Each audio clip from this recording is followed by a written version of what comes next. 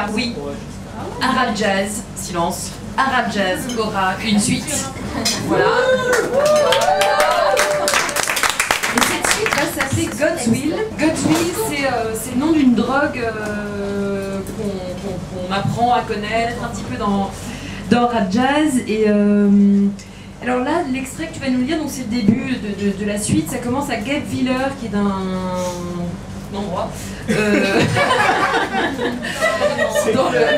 dans le sud de l'Alsace, et c'est le foyer des Meilleurs. Les Meilleurs, c'est deux frères qu'on rencontre dans Arab Jazz. Dans l'extrait de ce soir, ça porte sur le père de ces deux frères.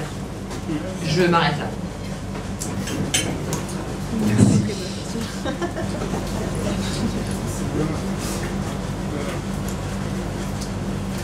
D'hôpital comme de curé, il n'a été question.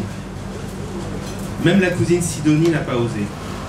Elle a ouvert la bouche, fallait bien tenter le coup, ne serait-ce que pour pouvoir regarder en face le père Djoumessi tout à l'heure à la sacristie. Mais les mots, ils sont pas sortis.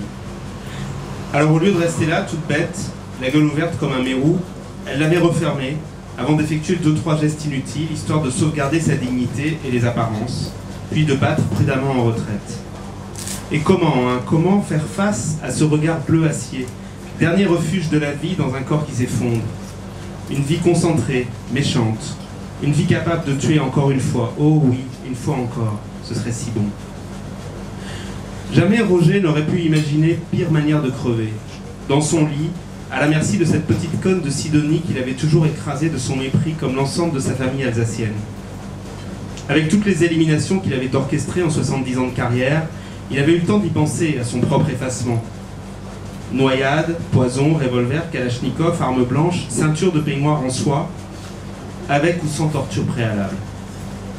Comme tout le monde, il aurait préféré le truc brutal, soudain. T'as pas le temps de réfléchir et hop, t'es plus là. Propre et net. Mais bon, on te donne rarement le choix, et souvent tu dégustes sévère avant de passer de l'autre côté. Ça peut faire mal, très mal. Mais ça dure rarement des mois, comme avec cette saleté qui se délectait de lui lentement, si lentement. Roger payait tout simplement le prix de son extraordinaire capacité à survivre. Il avait déjoué un nombre invraisemblable de complots, buté tous ceux qui en voulaient à sa peau, avant même qu'il n'ait le temps de prendre conscience de leur désir de l'éliminer. À une exception près, tous ses ennemis étaient morts, enterrés, décomposés. Roger n'a pas connu la fin qu'il souhaitait, mais c'est ainsi. La roue tourne et il n'a d'autre choix que de laisser Sidonie prendre en charge sa merde et ses escarres. Et quand la Vierge sur le retour fait mine d'exprimer le désir saugrenu de s'intéresser à son âme, il suffit au patriarche des Meilleurs de lui en laisser, tel un flasheur, entrevoir la noirceur pour la remettre à sa place dans un frisson d'horreur glacée. Malheureusement, le vieillard déliquescent que personne n'a plus eu l'idée d'appeler le beau Roger depuis des décennies est déjà parti si loin qu'il ne tire aucune jouissance de ce résidu de pouvoir. Alors, il efface son insignifiante petite cousine de sa conscience, ferme les yeux et se concentre sur ce qu'il va dire à son fils tout à l'heure. Lui qui n'a jamais raconté d'histoire à ses enfants le soir au coucher, va devoir rattraper le temps perdu et parler enfin de cette belle journée d'été 74 ans plus tôt. Car les choses se sont remises en marche et pourraient bien emporter ce qui reste de sa descendance. Et de cela, il ne veut pas. Maurice, lui, est ce gosse. 3 vies dans la tourmente, 3 morts suspendues les unes aux autres. Le temps est venu de décider et parler. Roger ouvre les yeux, le vent soulève le rideau de popeline, laissant par intermittence apercevoir les vignes dont Alfred, son tyran de père, avait eu la folie de croire qu'il se contenterait.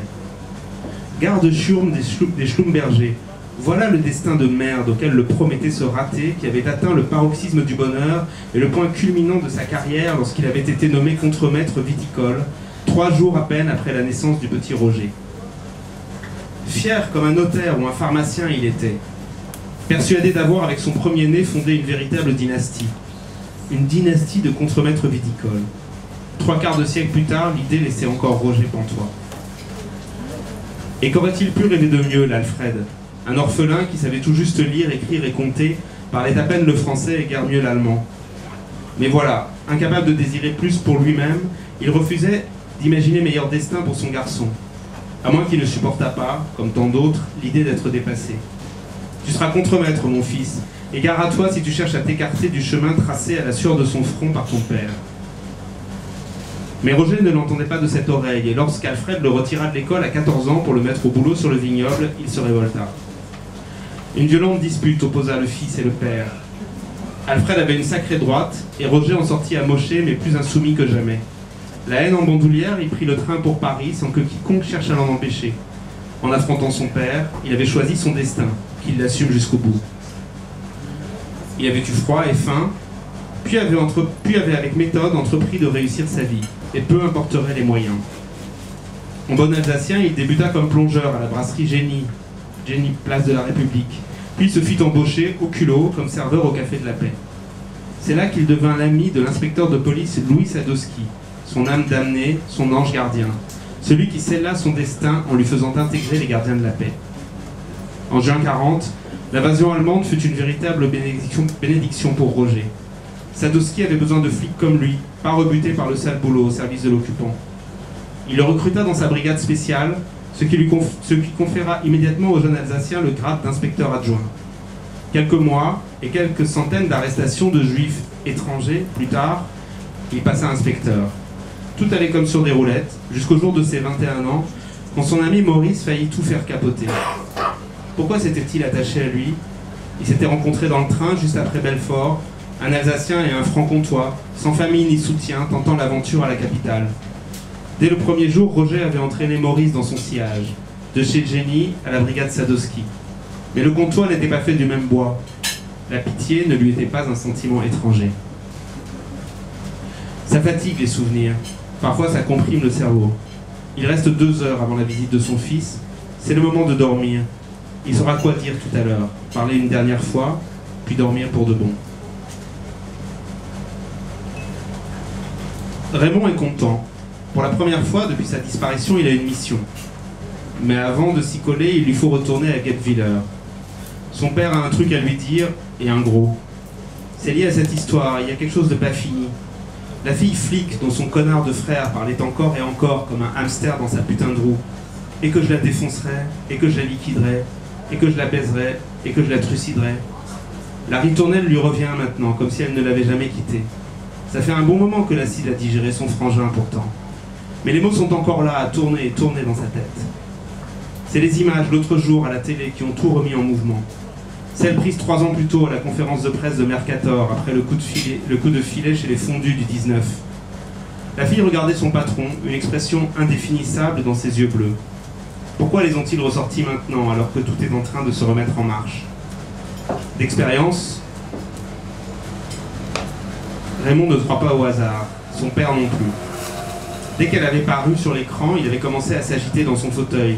Il tentait de dire quelque chose, mais c'était un mauvais jour, le son sortait pas. Cette fille, son frère, la faucheuse. Une image limpide et floue, irregardable comme le soleil.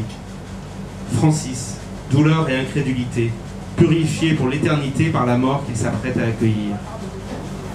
Celui qui veut mourir, tue-le. À l'instant décisif, n'éprouve aucune pitié. Les hommes sont destinés à pourrir de toute façon.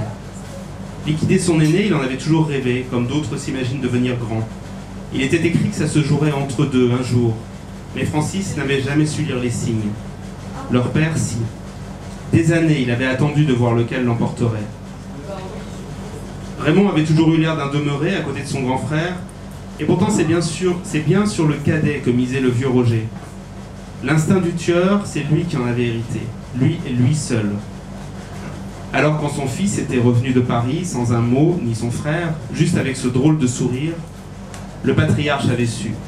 C'était fait, les choses sérieuses pouvaient commencer. Juste le temps de laisser sécher la trace sanglante qui reliait Paris à Guebwiller. Mais ça, c'était la spécialité de Roger depuis toujours. Faire place nette, prolonger l'impunité, indéfiniment. Ou presque.